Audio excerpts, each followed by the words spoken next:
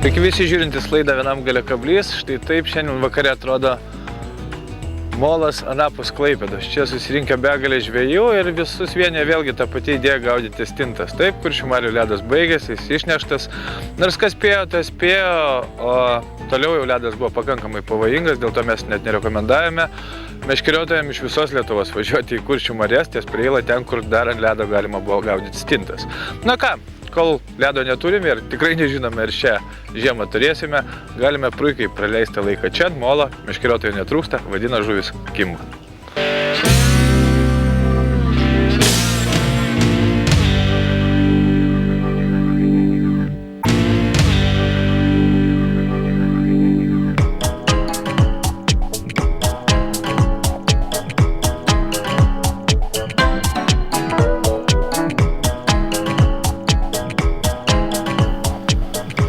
Klaipėdos miestas, Smiltynės krantinė, tai yra ta vieta, kur prasideda Kuršių nerijos nacionalinis parkas, Kuršių marios. Čia dažniausiai susirenka žvejai iš visos Lietuvos. Taip, dabar toks metas, kai atrodo žuvauti nebėra ko. Daugelis Lietuvos meškeriotojų dar bando lipti ant ledo, Aukštaitijoje, Dzūkijoje, tačiau ir ten ledas ypatingai pavojingas. Todėl mes nerekomenduojame dar varyti Dievo į medį ir užsiminėti poledinę žūklę Lietuvoje. Galbūt, nors labai abejojame, vasaris, kuris dabar prasidėjo, paskutinį žiemos mėnuo, dar padovanos mums meškeriotojams ledo. O galbūt ir visiškai nepadovanos. Velniai žino, kaip bus. Na, žuvį kvepiančio agurku, berods čia susirinko žvejoti visa Lietuva. Ir taip atrodo darbo diena, visiškai ne savaitgalis. Na, ant molo, kuris tikrai pakankamai ilgas, vietos praktiškai nėra. Daugelis meškeriotojų čia žvejoja ir dieną, tačiau vakare po darbų sugaža visi, kas moka laikyti meškerės rankose ir kas gaudo žuvį kvepiančią agurku. Stinta žinia gaudama ant nedidelių žuvelių porcijų, dažniausiai tai pjaustyta kuoja, pjaustyta žiobris, kartais pjaustytas karpis. Ir visi čia dabar džiaugiasi puikiais laimikiais. Kodėl taip yra? Na, kiekvienais metais būna taip. Jeigu ledo nėra ant Kuršių marių, jeigu negalime žvejoti ties Nida, ties Preilą, ties Juodkrantę, tada belieka vienintelė vieta, tai Klaipėdos miesto molai, kur giliai pakankamai dideli, o šios žuvytės plaukiančios iš Baltijos jūros vis viena plaukia gilin į Kuršių marias, ten žiemoja ir pavasarį ruošiasi nerštui mūsų upėse. Dabar tie būriai ypatingai padidėja ir iš tikrųjų vasaris stintų mėnuo. Štai taip atrodo vieno kito žvejo laimikiai, kurie čia praleido geras 3-4 valandas. Ne patys didžiausi, tačiau svarbiausiai, kad paragauti stintos, šviežios stintos savo pagautos įmanom.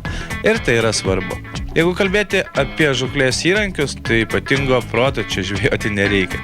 Paprastas meškerykočius, na, kas mėgsta liauną galiuką, kas kietesnė. Blizgučių sistemėlė, dažniausiai jos būna fosforinės, svarelis, gale, visa tai priklauso nuo srovės, kartais uncijos, kartais 2 ir viskas. Žuvies gabaliukai ant kabliuko ir kvepia visas Smiltynės molas žuvytę kvepiančią agurku stinta. Lietuvos nacionalinė žuvis kimbanti žiemą.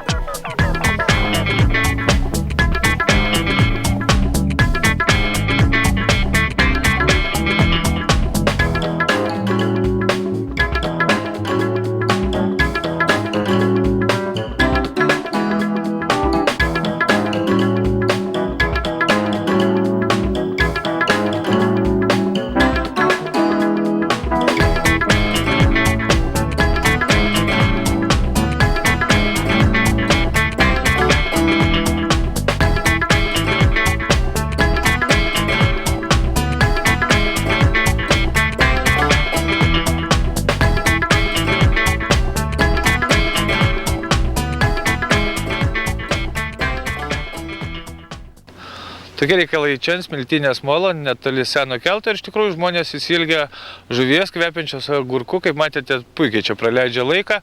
Kas įdomiausia, kad šių metų laiku dažniausiai kimba nuo pietų iki sutemos, bent jau geriausias kibimas, na ir sutemus porą valandų. Dėl to meškeriotojai čia per daug laiko nepraleidžia, 7-8 visi namo su žuvimi kvepiančiomis agurku. Rezultatai įvairūs, viskas priklauso nuo stintos aktyvumo, tačiau kas pagauna 70, kas 80, kas 50, būna dienų, kad pagauna ir 200 vienetų žuvelių kvepiančių agurku ir tai svarbiausia. Na, o mes Nors jau keletą laidų nerekomendavome lipti ant ledo ir dabar tikrai nerekomenduojame niekam. Patys uždarėme poledinę žūklės sezoną Preilai žvejodami vėgėles. Žvejyba buvo įdomi ir šis reportažas skirtas tiems, kurie galbūt išlauks, kad Lietuvoje atsiras žiema, galbūt tas vasaris vėlgi ledas sutvirtės Kuršių mariose, o taip vėgėlę žvejoti iš tikrųjų įdomu.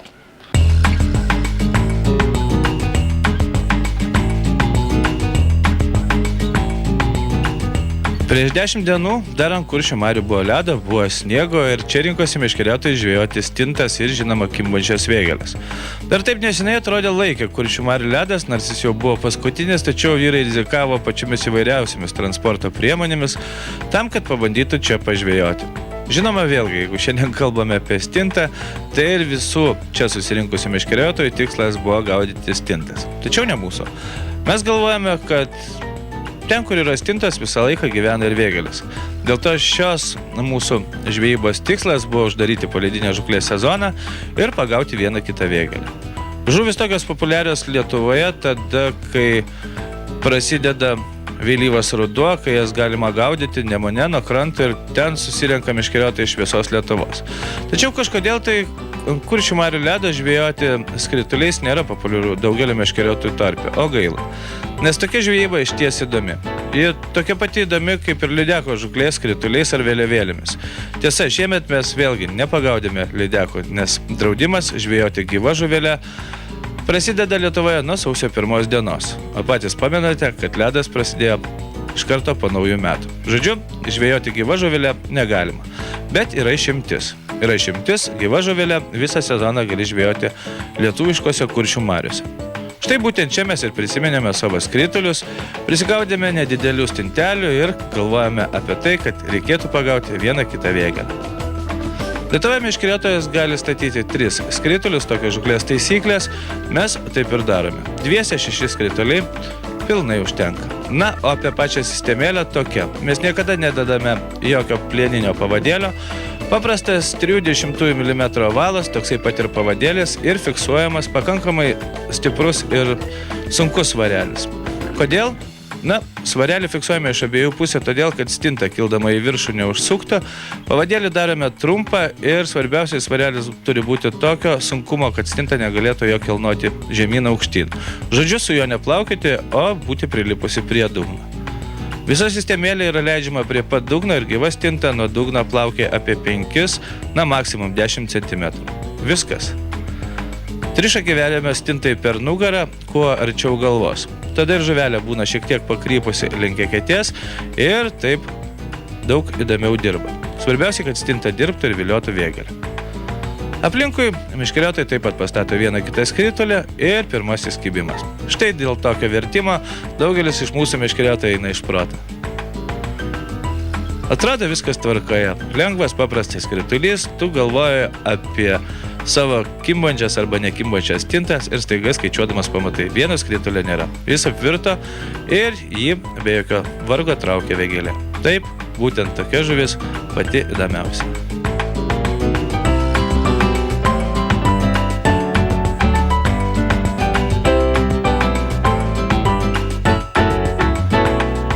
Ties atrodo pakankamai įspūdingas laimikės, suguža visi meškeriotojai žvejoja aplinkui, nes, na, negalim sakyti, kad šiemet neįlinis įvykis žvejoti vėgėlės. Žvejojas daugelis ir rudenį, žvejojo, kol leido Kuršių marių ledas. Ir žinoma, kai baigėsi draudimas.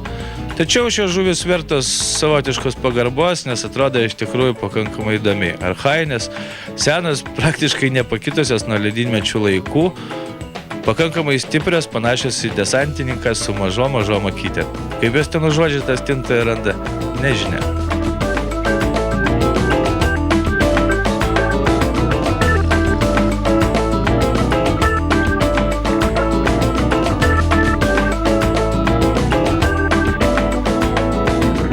Kaip matote, skritulys dirba šauniai, tada kai čiumpa vėgėlė. Nieko bendro su vėliavėlė, kur kažkokia ryte gali užstrikti, kažkas gali atsitikti, prišalti ir visa kita. Skritulys labai elementarus, tačiau labai patogus žūklės įrankis žvejojant gyva žuvelę.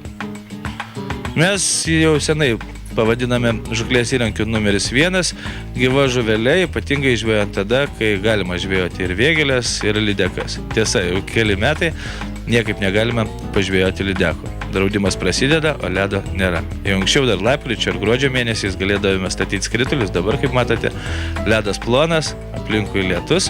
Na ir meškeriotojams tada, kai yra ledas ant Kuršių marių, belieka džiaugti štai tokiais laimikiais, kurie iš tikrųjų įspūdingi, įdomus ir kas moka paruošti, tikrai skanus.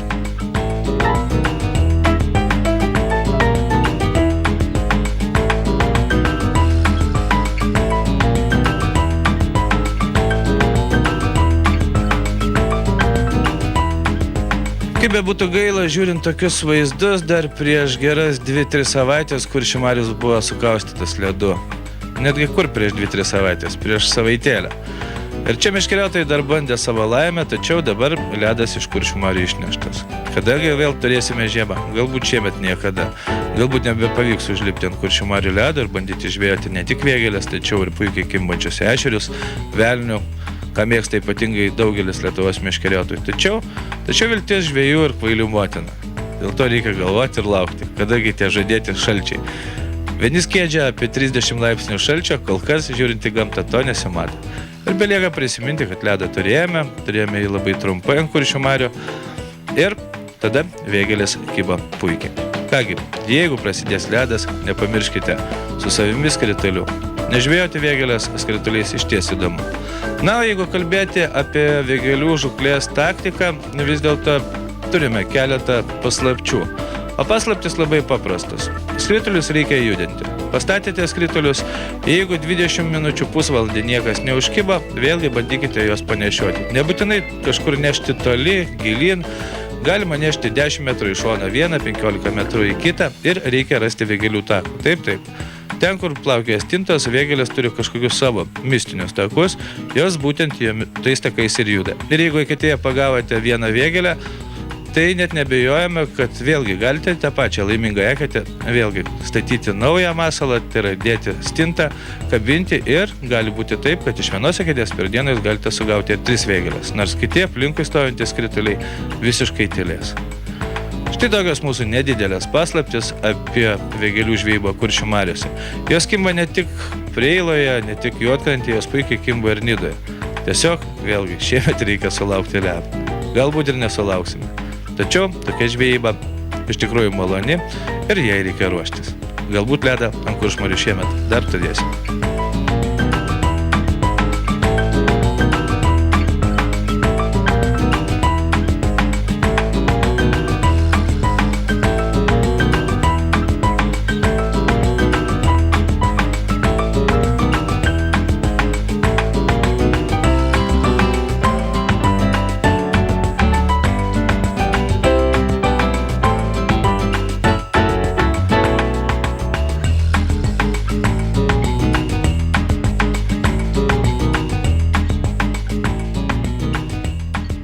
Tokie reikaliukai čia, Klaipėdoje ant Smiltynės molą.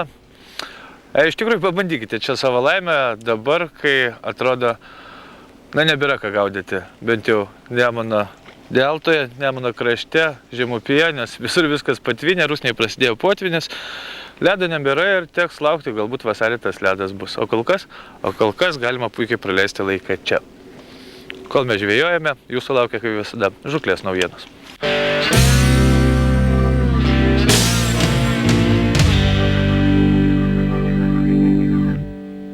Sveiki žvejai. Kadangi žiemos niekaip nesulaukiam, o žvejoti ir kibimas tikrai yra, ir stintas gaudome, ir karšius pradėjom gaudyti nuo kranto, o ant betoninių krantinių, ant molų yra tikrai sudėtinga stovelį įbesti. Reikalingi štai tokie tripodai, kurie pasistų ant bet kokios vietos ir netgi yra galimybė, jeigu yra žolės, prisirišti ir įtempti, jeigu yra stiprus vėjas, tai ypač aktualu, kur yra atviros vietas, ypač plekšnių žūklyje. Į viršų įsisukate stovelio viršūnę ir susistatote ar tai vieną, ar tai kelias meškeres, čia priklauso nuo jūsų pasirinkimo. Čia yra modifikacijos štai tokios, kuris galima kojas tikrai išsiilginti labai ilgas ir pasikelti tikrai aukštai. Ir galima žiūrėti tiek jūroje, tiek nuo krantos, tiek ant molo, tiek ant betono. Tikrai galima panaudoti net stintų žūkliai ir plekšnių žūkliai taipogi. Kitas stovelio modelis štai toks. Jisai yra truputį lengvesnis, jisai panašus yra į štatyvą, naudojant fotoaparatus. Naujoviško užspaudimo ir ištraukimo yra kojelės fiksavimas. Ir patogumas yra toks, kad iš karto yra sumontuotas su štai laikikliais. Jos persiverčiate į kitą pusę ir jie atsistoja ir užsifiksuoja. Dedat meškerės, štai galima 4, netgi 5 čianai ir žvejoti ramiai su dugninėm meškerėm dabar stintas.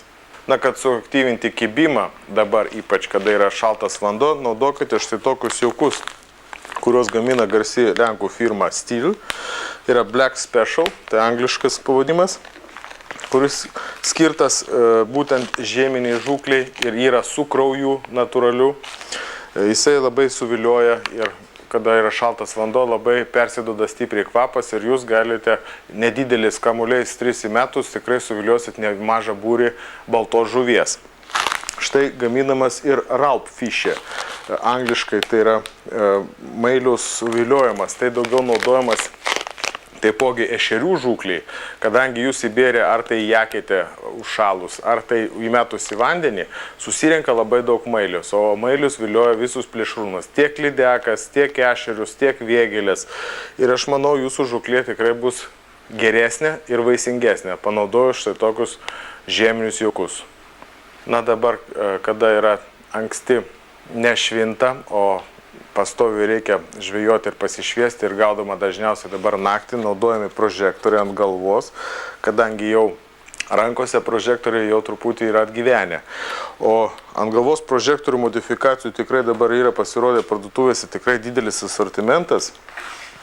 Ir aš manau, pagal galingumą jūs išsirinksit tokį, kokį tikrai jums norėtųsi ir kad jums ilgiau šviestų. Dabar yra naujos technologijos, tai yra ledai.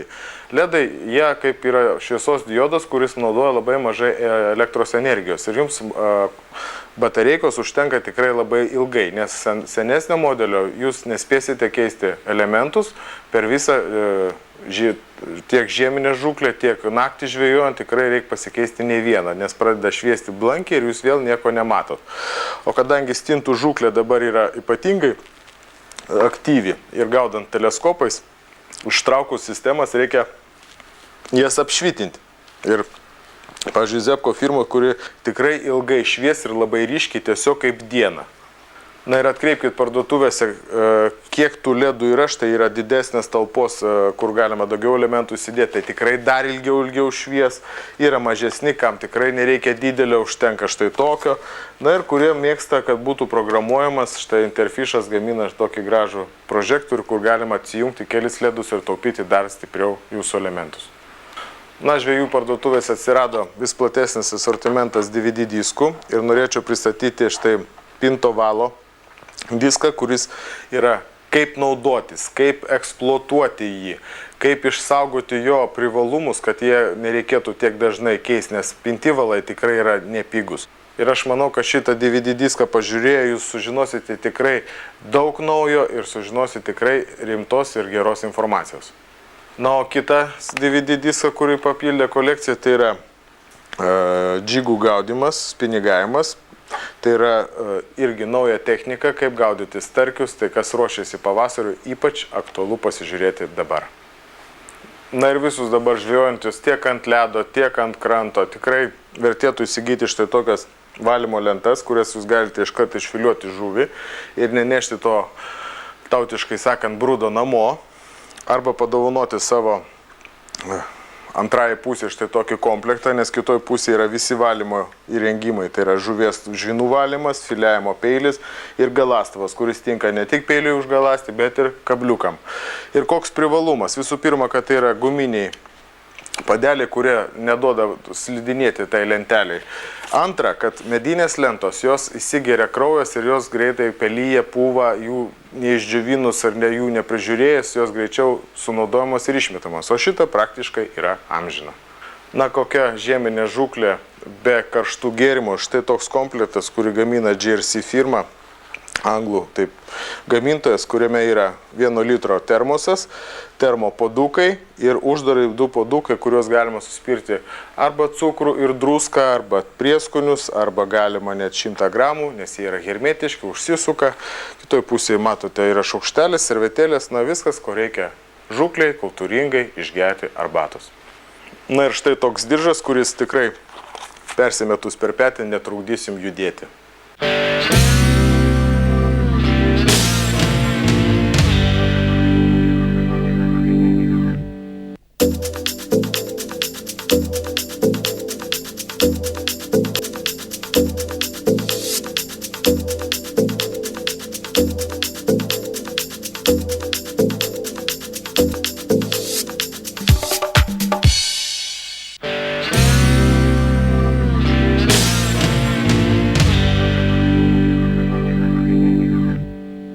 Na šios savaitės Romados akcija skirta tiem žmonėm, kurie ruošiasi pavasarį. Interfisho nauji ryčių modeliai, tai toks ETN 9 guolių su adatiniu guoliu, su visais privalumais, su metaliniam rankenėlėm, su dideliu greičiu. Šią savaitę už ypatingą kainą 79 litai. Ir antras modelis ryčių, taipogi Interfisho SMN 9 guolių, taipogi su visais reikalingais privalumais naujausių ryčių, šią savaitę tą pačią kainą 79 litai. Ir šitų modelių ryčių yra įvairiausių dydžių, nuo didžiausių, kurios tinka dugniniai, iki spinigo ir net mikromasalam. Nuo antroji Romados akcija skirta feederiams, tai yra garsios Browningo firmos Ambition feederiai 3,60 m, kurie kainuos 129 litus šią savaitę, ir 3,30 m, kurie kainuos tik 99 litus, iš natūrios anglies su papildomom galūnėm naujausio novatoriško dizaino. Na, neužmirškit, kad prekių kiekis ribotas ir skubėkit visi į Romadą.